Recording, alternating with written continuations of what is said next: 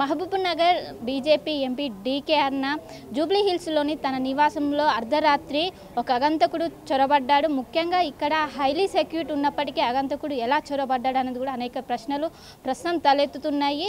ఇక్కడ ఉన్నటువంటి ఏదైతే సీసీ కెమెరాల ఇన్ఛార్జ్ ప్రస్తుతం జూబ్లీ హిల్స్ పిఎస్లో వెళ్ళి కేసు కూడా నమోదు చేసినట్లు కూడా తెలుస్తుంది. ప్రస్తుతం నేను డీకే అన్న ఇంటి దగ్గర ఉన్నాను. ఇక్కడ విజువల్స్లో చూసుకోవచ్చు.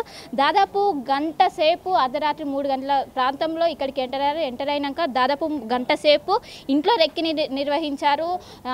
ఏదైతే డీకే అన్న సంబంధించినటువంటి బెడ్రూమ్లో దగ్గరకు కూడా వెళ్ళి అక్కడ పరిశీలించినట్టు కూడా తెలుస్తుంది. ఇక్కడ మనకు ఏదైతే ఈ విండో కనిపిస్తుందో దీన్ని తీసేసి ఆయన లోపలికి వెళ్ళినట్టు ప్రస్తుతం సీసీ కెమెరాలో తెలుస్తుంది.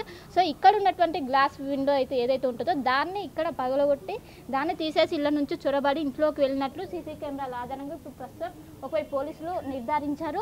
మొత్తం మీద ఇక్కడ నుంచి ఇంటి లోపలికి వెళ్ళి దాదాపు గంట సేపు అటు బెడ్రూమ్ కావచ్చు ఇల్లు మొత్తం కూడా రెక్కీ చేశారు. సో దీంతో ఒక్కసారిగా అటు డీకే అన్న కావచ్చు వాళ్ళ కుటుంబ సభ్యులు ఒక్కసారిగా షాక్కు గురయ్యారు.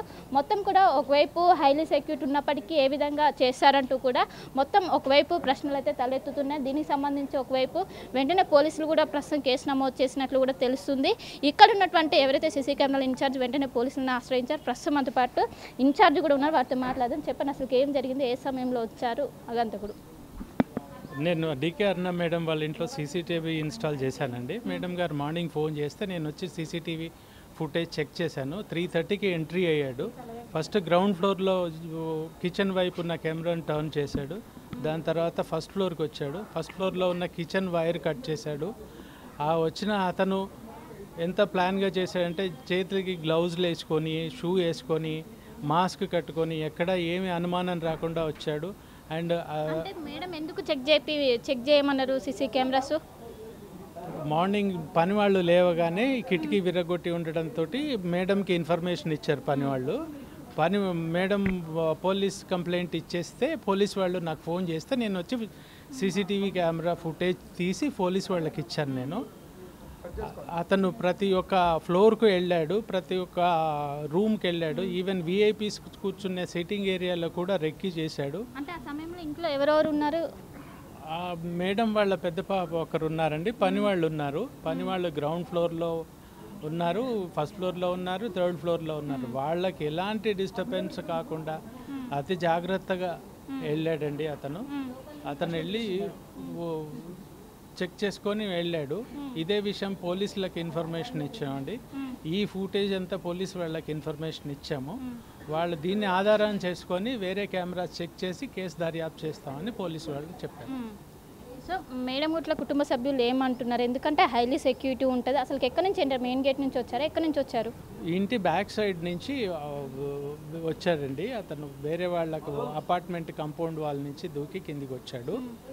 అండ్ అతను వచ్చింది దొంగతనానికి అయితే అతను పూజా రూమ్లో కూడా వెళ్ళాడు. పూజా రూమ్లో చాలా విలువైన వస్తువులు ఉన్నాయి.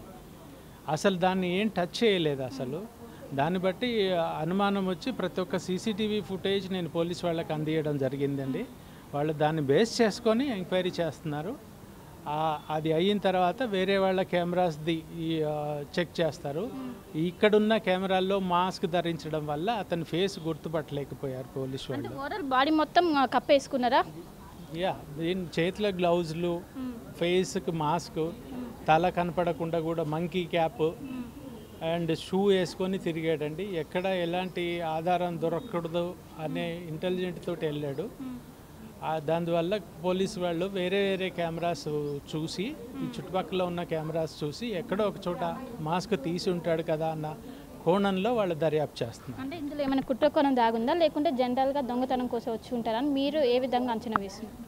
ఇప్పుడు దొంగతనం కోసం వచ్చింటే పూజా గదిలోకి వెళ్ళిన అతనికి పూజా గదిలో విలువైన వస్తువులు ఏది టచ్ చేయలేదండి. ఈవెన్ డైనింగ్ టేబుల్ దగ్గర కూడా విలువైన వస్తువులు ఉంటాయి. అవేమి టచ్ చేయకుండా ఇల్లంతా తిరిగేసి 1.5 hours ఉన్నాడండి ఇంట్లో. సేమ్ వేలో మళ్ళీ రిటర్న్ అయ్యాడు. కాకపోతే ఈసారి బ్యాక్ సైడ్ నుంచి ఎంట్రీ ఇచ్చేసి ఫ్రంట్ సైడ్ నుంచి ఎగ్జిట్ ఇచ్చాడు. ఆ ఫుటేజెస్ అన్ని కూడా పోలీస్ వాళ్ళకి గోడ దూకారు, కాంపౌండ్ వాళ్ళు దూకేసి వచ్చారు. ఎంట్రీ అప్పుడు కూడా కాంపౌండ్ వాళ్ళు దూకే వచ్చాడు, ఎగ్జిట్ అప్పుడు కూడా కాంపౌండ్ వాళ్ళు దూకి వెళ్ళాడు. అక్కడ అది పార్కింగ్ ఏరియా అండి, కార్ల పార్కింగ్ ఏరియా కాబట్టి అక్కడ ఎవరు పడుకోరండి. మార్నింగ్ వీళ్ళు లేచి చూసేసరికి ఆ కిటికీ ఓపెన్ ఉండేసరికి మేడంకి ఫోన్ చేశారు. మేడం పోలీస్ కంప్లైంట్ ఇచ్చారు. దాంతో డాగ్ స్క్వాడ్స్ వాళ్ళందరూ వచ్చి చెక్ చేశారు. వాళ్ళకి ఫుటేజెస్ అందియడం జరిగింది. వాళ్ళు దర్యాప్తు చేసి చెప్తా ఉన్నారు. అంటే కూతవేటు దూరంలోనే సీఎం రేవంత్ రెడ్డి ఇల్లు ఉంది, ప్రతిక్షణం పర్యవేక్షణ కావచ్చు ఇవన్నీ ఉంటాయి. అయినప్పటికీ ఇక్కడ రావడాన్ని ఏ విధంగా చూస్తారు? ఒక అగంతకుడు అది రాత్రిపూట గంటన్నర పాటు ఇంట్లోనే ఉన్నాడు. ఈ విషయం గురించి నేను ఎక్కువగా మాట్లాడనండి. ఆ విషయం పోలీసు వాళ్ళు చెప్పాల్సిన విషయం. వాడు ఎందుకు వచ్చాడు అనేది ఇన్వెస్టిగేషన్లో తెలుస్తుంది.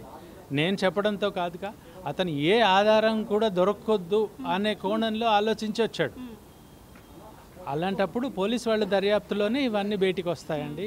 నేను చెప్పడం కాదు, అది పోలీసు వాళ్ళు వాళ్ళు దర్యాప్తు చేస్తే దీని అసలు విషయం బయటికి వస్తుంది. అంటే కేసు నమోదు చేశారా? కేసు నమోదు చేశారండి. కేసు నమోదు చేశారు జూబ్లీ హిల్స్లో. సో మొత్తం మీద చూసుకోవచ్చు, అర్ధరాత్రి 3 గంటల సమయంలో ఆగంతకుడు లోపలికి వచ్చారు. లోపలికి వచ్చిన అనంతరం ఏదైతే బ్యాక్ సైడ్ నుంచి గేటుకు వచ్చిన అనంతరం ఇక్కడ కిచెన్ డోర్కి సంబంధించినటువంటి ఈ విండోను పగలగొట్టిన అనంతరం లోపలికి వెళ్ళి దాదాపు గంట సేపు లోపలలోనే ఉన్నారు. లోపల ఉన్నటువంటి మొత్తం రూములు కావచ్చు, మొత్తం 3 ఫ్లోర్లు ఉంటే 3 ఫ్లోర్లు తిరిగారు. 3 ఫ్లోర్లో ఆ సమయంలో డీకే అన్న ఇక్కడ లేనట్టు కూడా తెలుస్తుంది. డీకే అన్న లేకుండా వాళ్ళ పెద్ద కూతురు ఇక్కడ ఉన్నారని కూడా ప్రస్తుతం అయితే సమాచారం అందుతుంది. సో మొత్తం మీద దీని వెనక కుట్ర కోణం ఉంది. ఎందుకంటే పక్కనే సీఎం రేవంత్ రెడ్డి ఇల్లు ఉంటుంది, అనుక్షణము నిఘా కావచ్చు ఇవన్నీ ఉంటాయి. అయినప్పటికీ ఏ విధంగా ఒక మనిషి వచ్చి అది గంట సేపు ఏ విధంగా ఉంటారంటూ కూడా ఇక్కడ ఒకవైపు ప్రశ్నిస్తున్న పరిస్థితి. ఇక్కడ ఉన్న వాడిని కూడా మీరు ఏం చేస్తారు ఇక్కడ? ఇక్కడ కార్ డ్రైవర్ అండి, ఇక్కడనే ఉంటాం మేడం వాళ్ళ ఇంట్లోనే. సుమారు 3 గంటల టైంలో శబ్దం రావడం జరిగింది. శబ్దం వచ్చినప్పుడు లేచి చూశాను, కానీ ఫస్ట్ ఫ్లోర్లో అనుకోలేదు. యాక్చువల్గా పక్కన కన్స్ట్రక్షన్ నడుస్తుంది కదా, ఆ శబ్దం అనుకొని తిరిగి పడుకున్నాను. మళ్ళీ 6 o'clock లేచి చూస్తే ఫుట్ రెస్ట్ ఉన్నాయి అనమాట. అతని పాద అచ్చులు ఉండడంతో డౌట్ వచ్చి పైనకి వచ్చి చూస్తే ఇక్కడ విండో బ్రేక్ చేసి ఉంది. తర్వాత ఎమ్మడే పైనకి వెళ్ళి కెమెరా చెక్ చేశాను. కెమెరా చెక్ చేస్తే ఆ విండో నుంచి లోపలికి వచ్చి ఆ విండో పక్కల కెమెరా ఉంటుంది, ఆ కెమెరా కట్ చేసుకొని తర్వాత డైనింగ్ హాల్లోకి వెళ్ళాడు. ఎక్కడైతే కెమెరాస్ ఉంటాయో మీకు కేబుల్కి బయటికి కనిపిస్తే కట్ చేసిండు, కేబుల్ బయటికి కనిపించనివి కెమెరాస్ టర్న్ చేశాడు. టర్న్ చేసి సుమారు గంటన్నర, 1 గంట నుంచి గంటన్నర మధ్యలో ఇక్కడ ఉన్నారు. ఇంట్లో పూజ రూమ్లోకి వెళ్ళాడు, అట్లానే మేడం బెడ్రూమ్ వరకు వెళ్ళాడు. అన్ని వస్తువులు చూశాడు, కానీ ఒక్క వస్తువు కూడా మిస్ కాలేదు. మా అనుమానం ఏమిటంటే మేడం పైన ఏదైనా థ్రెడ్ కోసమే వచ్చాడు. వచ్చిన తర్వాత డోర్ తీయకపోయేసరికి ఆ పక్కనే పడుకున్న అమ్మాయి లేచేసరికి భయపడి కిందకు వచ్చాడు అనుకుంటున్నాను. అంటే ఆ విండో బ్రేక్ చేసేటప్పుడు ఇట్లా సౌండ్ వస్తుంది కదా, మరి అది ఎవరు గమనించలేదా? సౌండ్ వచ్చింది, 3 గంటలప్పుడు సౌండ్ వచ్చింది. పక్కన కన్స్ట్రక్షన్ నడుస్తుంది కదా, ఆ కన్స్ట్రక్షన్ సౌండ్ అనుకొని లైట్ తీసుకున్నాము. మళ్ళీ తర్వాత 6 o'clock లేచి చూస్తే అక్కడ అతను అచ్చులు ఉన్నాయి. ఇక్కడ నుంచి పార్కింగ్ నుంచి వచ్చాడు కాబట్టి బండల పైన కనిపించింది. కనిపించగానే ఆ డౌట్ తోటి 7:30 అరౌండ్ ఆ టైంలో నేను పిఎస్ కాల్ చేశాను.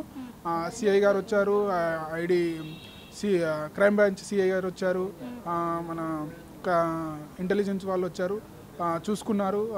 క్లూస్ టీమ్స్ వచ్చింది, క్లూస్ తీసుకున్నారు, వెళ్ళారు. అంతే. అంటే మేడంకి ఏ టైంకి చెప్పారు? నేను మేడంకి 6:30 to 7 మధ్యలో కాల్ చేశాను మేడంకి. సో లోపల నిన్నెవరో వాళ్ళ కూతురు ఒకరే ఉన్నారు? మేడం వాళ్ళ కూతురు ఉన్నారు, మేడం వాళ్ళ మనవరాలు ఉన్నారు, ఇక్కడనే ఉన్నారు నైట్. వాళ్ళకి ఏం కాలేదు. మాకు ఫస్ట్ డౌట్ రాగానే ఇంట్లో అందరిని లేపి చూసాము, అందరూ ఓకే ఉన్నారు. ఉన్న తర్వాత అప్పటికే పిఎస్కి ఇన్ఫర్మేషన్ ఇచ్చాము, వాళ్ళు వచ్చారు. తర్వాత సాధ్యమైనంత వరకు ఆ సీసీ కెమెరా ఫుటేజ్లో ఆ వ్యక్తి చాలా తెలివిగా మాస్క్ పట్టుకున్నాడు, అసలు గ్లౌజెస్ వేసుకున్నాడు, చేతులకు షూ వేసుకున్నాడు. అసలు ఇంత ఆనవాళ్ళు లేకుండా వచ్చాడు. మనం అసలు ఆ వ్యక్తిని గుర్తుపడలేము. అలా మాకు కొంచెం ఇబ్బంది అవుతుంది అంతే. అంటే పక్కా ప్లాన్ ప్రకారం వచ్చారండి. ఎందుకంటే ఒక ఇల్లుకు రావాలంటే అవి ముందు వెనక అన్ని చూసుకొని ముందే ప్లాన్ వేసుకొని వచ్చి మళ్ళీ వెళ్ళేటప్పుడు ఫ్రంట్ గేట్ నుంచి వచ్చారు, కానీ వచ్చేటప్పుడు బ్యాక్ గేట్ అంటున్నారు. అది రెక్యూ చేసే వచ్చాడు. ఎవరైతే ఇట్లా డైరెక్ట్ వచ్చి ఇలా చేయరు. ఇన్ని సంవత్సరాల నుంచి ఇంట్లో చూస్తున్నాము, ఎప్పుడు ఇలా కాలేదు. ఫస్ట్ ఇదే అవ్వడం అది అసలు మాకే జీర్ణించుకోలేకపోతున్నాం మేమే. సో మొత్తం మీద దీని వెనుక ఖచ్చితంగా కుట్రకోణం ఉంది. ఇప్పటికే పోలీసులు కావచ్చు వీళ్ళందరూ వచ్చి ఇక్కడికి ఎంక్వైరీ చేశారు. దీనిపైన ఖచ్చితంగా ఎంక్వైరీ జరగాలి. ఎందుకంటే అటు సీఎం రేవంత్ రెడ్డి ఇల్లు పక్కన ఉన్నది అయినప్పటికీ నిరంతరం ఒకవైపు పర్యవేక్షణ ఉన్నప్పటికీ ఈ విధంగా ఎలా వచ్చి చేస్తారు, దీన్ని ఖచ్చితంగా సీరియస్గా తీసుకోవాలి. మేడంకి థ్రెట్ ఉన్నదని కూడా ఒకవైపు ఇక్కడ ఉన్నటువంటి ఎవరైతే వర్కర్స్ కావచ్చు వాళ్ళు డ్రైవర్ అదేవిధంగా ఇన్ఛార్జ్ ఎవరైతే ఉంటారో వాళ్ళు చెప్తున్నారు. మొత్తం మీద దీనిపైన ఖచ్చితంగా ఎంక్వైరీ చేసి నిజాలు బయటకు తెలియాలంటూ వాళ్ళు చెప్తున్న పరిస్థితి మనకు కనిపిస్తుంది. సో నిన్న రాత్రి అరౌండ్ 3:20 అంటే యాజ్ పర్ సీసీటీవీ ఫుటేజ్ ప్రకారం రాత్రి అంటే మార్నింగ్ 6 గంటలకు నాకు వచ్చిన కాల్ ఈరోజు మొదట జరిగింది. మొదట నాకు పొద్దున అరౌండ్ 7 o'clock అయిపోతే నాకు మా ఇంటి నుంచి ఫోన్ వచ్చి అమ్మ ఇట్లా ఇంట్లో ఎవరో వచ్చిండ్రు, మొత్తం ఇంట్లో అంతా అడుగులు కనపడుతున్నాయి, బూట్ల అడుగులు కనపడుతున్నాయి, అంత మడ్డడుగులు కనపడుతున్నాయి, కిచెన్ సైడ్ నుంచి ఎవరో ఇంట్లోకి మొత్తం వచ్చి తిరుగులాడినట్టు కనపడుతుంది అన్నారు. అన్నాక అవునా ఎక్కడి నుంచి వచ్చిండ్రు, ఇంట్లోకెట్లకెళ్ళి వచ్చిండ్రు, పైనకెట్లకెళ్ళి వచ్చిండ్రు, డోర్ మీరు కిచెన్ డోర్ వేసుకోలేదా అన్న. లేదమ్మా కిచెన్ డోర్ మేము అన్ని తాళాలు చూసుకొని రాత్రి అన్ని మూసుకొని వచ్చినాము అన్నారు అమ్మాయి. అన్నాక మధ్యలో డోర్లకి వెళ్ళి వచ్చిందేమో అన్నారు. మధ్యలో డోర్ ఓపెన్ చేసి ఉంది, విండో ఉంటుంది, విండో కమ్ డోర్ ఉంటుంది అనమాట. అది ఓపెన్ చేసి ఉందమ్మా, దాంట్లోకి వెళ్ళి ఏమైనా వచ్చినారేమో వీళ్ళు ఏమనుకుంటున్నారు, మేము మర్చిపోయినామేమో, డోర్ వేయలేదేమో అని వీళ్ళు అనుకుంటున్నారు పిల్లలు. కానీ యాక్చువల్గా వచ్చిన ఎంట్రీ వేరే, ఆయన వచ్చి డోర్ తీసుకొని బయటికి పోయింది. వీళ్ళందరూ నేను కోపడ్డా, మీరు ఎన్నిసార్లు చెప్పినా మీరు దొంగ అయితే దొంగతనం చేయడానికి వచ్చి ఉండాలా, ఇంట్లో ఏ వస్తువు తీసుకోపోలేదు. 1.5 hour ఉన్నాడు, గంటన్నర ఉన్నాడు. ఏ రూమ్ కూడా తెరవడానికి ట్రై చేసినాడు. మళ్ళీ నువ్వు నా బెడ్రూమ్ డోర్ అన్నా కనీసం తెరిచిందా మూసిందా అని ట్రై కూడా చేయలేదు. మరి ఎందుకోసం వచ్చిండు, ఏం రెక్కి, ఎంతమంది రూమ్లు ఉన్నాయి, ఎంతమంది ఉన్నారో రెక్కి, అసలు ఎందుకోసం వచ్చిండో ఇప్పటిదాకా అర్థం కాదు. ఇది ముఖ్యమంత్రి గారు ఉండే లేని 4 ఏళ్ళనే ముఖ్యమంత్రి కూడా ఉంటాడు. నా ఇంటి నుంచి కనీసం ఆయనకు 200 meters కూడా ఉండదో. ఆయన ఇంటికి మా ఇంటికి మధ్య రోడ్డు ఒకటి అడ్డం, అసలు ఆయన ఉంటాడు, ఇతరులు నేను ఉంటాను. ఆ కార్నర్ ఆయన, ఈ కార్నర్ నేను మా రోడ్లో. కానీ ఇక్కడ పాపరు మా మనమరాలు రూమ్లోకి పోయిండు. ఒకవేళ నిజంగా ఆ టైంలో ఆమెకు మెలకు వచ్చింది అనుకోండి, శబ్దమో యుద్ధంతో మెలకొచ్చి ఏదైనా అరిచింది అనుకోండి, నోరు మూసైనా చంపొచ్చు, లేకుంటే ఏమన్నా ఆయుధాలు కత్తో గిత్తో ఉంటే పడవచ్చు. మన దగ్గర ఏముందో మనకు తెలియదు కదా. ఇది చాలా అంత తలుచుకుంటే భయం అవుతుంది. దొంగ సెక్యూరిటీ వాళ్ళు ఎవ్వరు లేరు, నేను ఉంటేనే సెక్యూరిటీ వాళ్ళు ఉంటారు, నేను లేకుండా ఇంటి దగ్గర ఎవరు మా డ్రైవర్ తప్ప ఇంకెవరు ఉంటారు.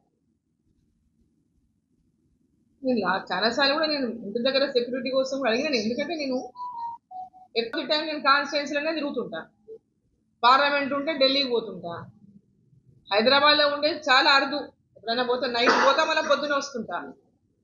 సో దానికని ఇప్పుడు అక్కడ సెక్యూరిటీ అనేది చాలా అవసరం. నాకు సెక్యూరిటీ అనేది చాలా ఇంపార్టెంట్. ఎందుకంటే హాఫ్ ద టైం నేను మోస్ట్ ఆఫ్ ది టైం నెలలా 25 రోజులు బయటనే ఉంటా, 5 రోజులు ఇంట్లో ఉంటేనే ఉంటాను. నైట్ పూట, రాత్రుల పూట 25 రోజులు బయటనే తిరుగుతుంటాను. ఇలా కనీసం 25 రోజులు బయట తిరుగుతుంటాను. సో ఈ సెక్యూరిటీ కూడా నాకు చాలా ఇంపార్టెంట్. ఎందుకంటే ఇంటి దగ్గర ఎవరు ఉండరు.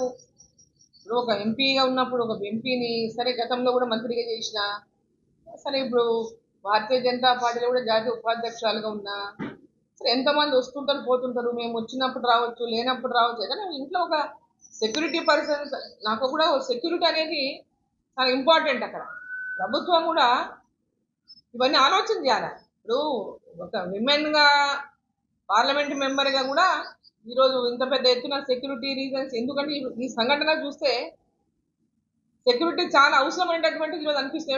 ఎన్నడూ కూడా నేను బాధలు కాలే సెక్యూరిటీ విషయంలో, ఏముంటలే ఏం చేస్తాము అనేటటువంటి విధంగా ఉండేది. ఎప్పుడైనా నేను బయట పోయినా 10 సార్లు రాత్రి 12 గంటల దాకా ఫోన్లు చేస్తూనే ఉంటా. డోర్లు వేసుకున్నారా, గేట్లు వేసుకున్నారా, సీసీ కెమెరాలో చూస్తుంటా చుట్టుముట్టు. నేను రాత్రి 1 గంట వరకు నిద్రపోను బయట ఉంటే కూడా. నేను చుట్టుముట్టు కెమెరాలో చూస్తూనే ఉంటాను, అందరు పడుకున్నారా, అన్ని గేట్లు వేసుకున్నారా, డోర్లు వేసుకున్నారా అని చూస్తూనే ఉంటాను. నా ఫోన్లో సీసీ కెమెరా యాప్ ఉంటుంది కాబట్టి చూసుకుంటూ ఉంటాను. బట్ ఈ సంఘటన విషయంలో చూస్తే మటుకు సెక్యూరిటీ చాలా అవసరం. మరి వాళ్ళు ఎందుకు వచ్చిండ్రు, దేనికోసం వచ్చిండ్రు, ఏం చేయడానికి కోసం వచ్చిండ్రు, ఏ రకంగా ఉద్దేశంతో వచ్చిందో అది పోలీసు వాళ్ళు రేపు విచారణ చేస్తే తప్ప తెలుస్తుంది.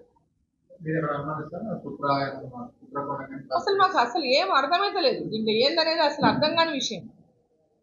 ఇప్పుడు వాళ్ళు ఏమన్నారంటే ఇంట్లో ఇంతకుముందు ఎవరైనా పని చేసిన వాళ్ళు, వెళ్ళిపోయిన వాళ్ళ గురించి అట్లాంటి వాళ్ళు ఏమన్నా నంబర్లు ఉంటే కూడా ఇవ్వని అన్నారు. అప్పటి నంబర్లు కూడా ఇచ్చినాం మనం. సరే సరే, వాళ్ళు ఇంట్లో పని చేసి పోయిన వాళ్ళు వస్తే నేను దొంగతనం కోసమే రావాలి కదా.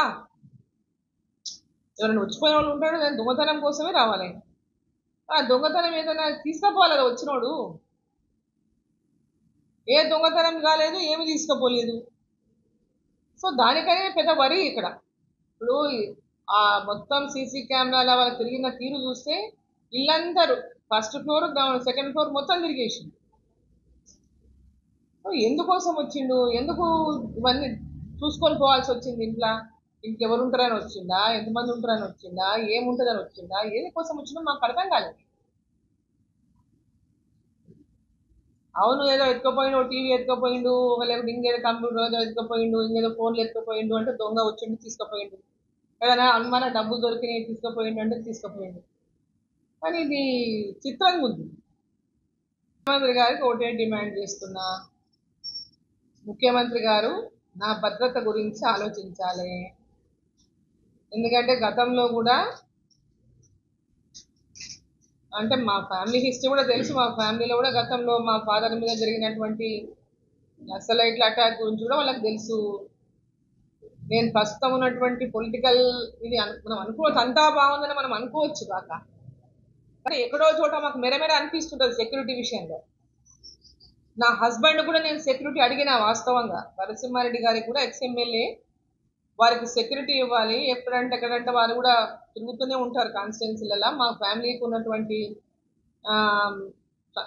బ్యాక్గ్రౌండ్ చూసి మీ సెక్యూరిటీ ఇవ్వాలని కూడా కోర్టు లెటర్ కూడా ఇచ్చాను. ఇప్పటిదాకా వాళ్ళకి కూడా సెక్యూరిటీ ఇవ్వలేదు. సో నేను ముఖ్యమంత్రి గారికి కోరుతున్నా, ఇవాళ మా ఫ్యామిలీ సెక్యూరిటీ గురించి తక్షణమే మీరు చర్యలు తీసుకోవాలని చెప్పి మీ ద్వారా ముఖ్యమంత్రి గారిని కోరుతున్నాను. నా ఇంటి దగ్గర కూడా భద్రత ఏర్పాటు చేయాలని చెప్పి నేను ముఖ్యమంత్రి గారిని కోరుతున్నాను. ప్రపంచంలో ఏ మూల ఏ క్షణం ఏం జరుగుతుందో వేగంగా తెలుసుకోవడానికి తొలి వెలుగు వాట్సాప్ ఛానల్ని ఫాలో చేయండి.